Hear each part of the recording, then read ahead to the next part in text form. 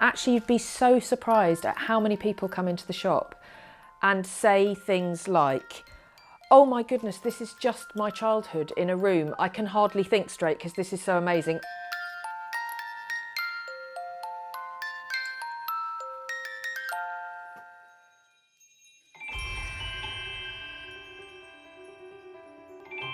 Hello, I'm Lucy Morris. I am the owner of the Elm Hill Craft shop. We're in Elm Hill, and I've been the owner of the shop for the last 2.5 years, which I took over from my mum, who is also here. And you can introduce yourself too. I am Christina Morris, and I bought the shop in 1981, and 2.5 years ago Lucy, my daughter, bought it from me. So we've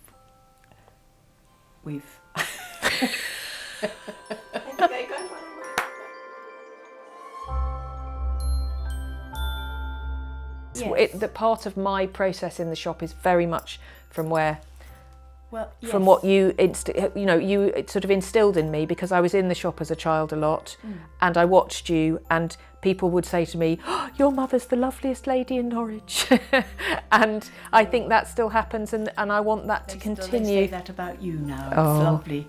I think that it's very true. I always wanted to be caring and treat customers individually and not just be interested in that transaction. You know, what are you buying, and take the money and give it to somebody.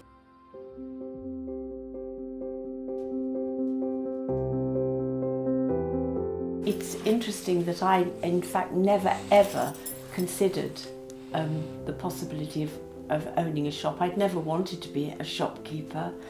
One thing I did love were children's toys. I'd run a play group, and I loved children, and I loved interesting toys, and I collected books and toys.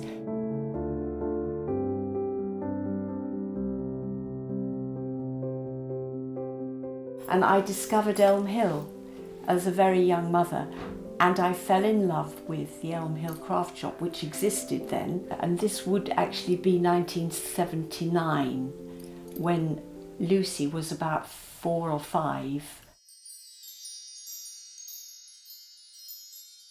As a child, I was given a doll's house. I forget how old I was, but I know that it was made by a German prisoner of war. So it was quite an interesting thing to be given. I didn't know that. And I used to save my pocket money every week. And I can remember the shopping. We lived in Colchester. I can remember the little corner shop, funnily enough, that sold doll's house furniture, and I used to buy from there with my pocket money. And when I was 10 or 11, I came home from school one day, and my mother had given away my doll's house to the hospital.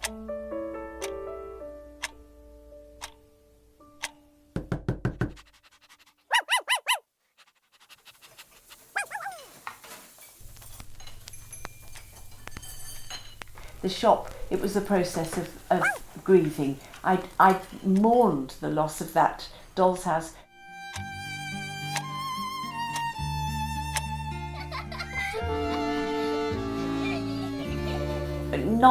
It was all not on the surface all the time, it was buried, but it came back. And I think it's helped me enormously. I've moved on now, so I don't feel the loss so much anymore.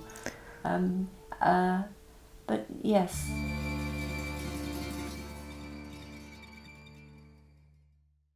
And I think it's true that we do see in the shop sometimes that emotion in people. You know, it maybe not quite to the level that, but that reaction to things, which is sort of, you know, a stark reminder of something that happened to them when they were little, or a memory. A lot of people do say, I can't believe you're still here, as you mentioned, because the shop started in the 30s and has obviously continued.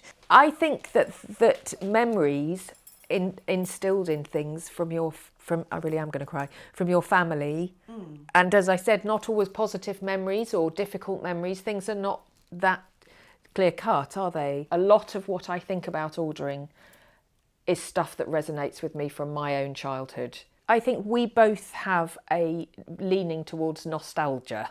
And so a lot of the things that I'm looking at, including children's books, children's toys, even cards for adults, they're often steeped in sort of history and have some, they have to resonate with me. I'm incredibly particular about what I like and I don't like.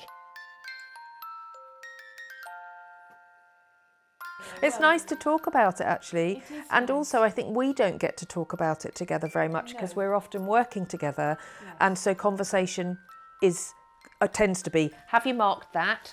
Have you put the new stock out? There's a box that needs unpacking. Yes. And we don't do that. You know I don't like that. So we don't often do this together where you reminisce or, you know, and it's lovely to hear for me. And to hear yours. Yes, it is.